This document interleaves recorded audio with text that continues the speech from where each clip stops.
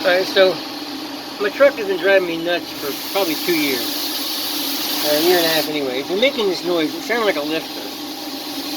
But it doesn't have any lifters. It's got these hydraulic things. They're not really lifters. And it's the overhead cam. I ended up doing a valve job. I ended up replacing the head. And some of the noise went away, but not all of them. I found a piece of plastic on the shield rattling. But I've also got this. If you're a mechanic, you know this isn't good. I can move that back and forth. Quite a bit on the top. And if we look down here on the bottom,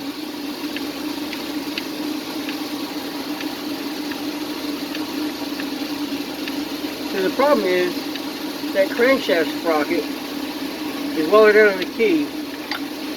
It is wallowing back and forth on the crankshaft. So while this thing is idling in between compressions, on the compression stroke it's going to be on one side, on the exhaust stroke it's going to be on the opposite side.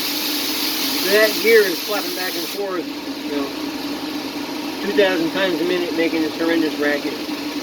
So I'm going to pull it off, see if I need a new key, or if not, I bought a gear online and I refit it with a set screw, and we'll see what it does.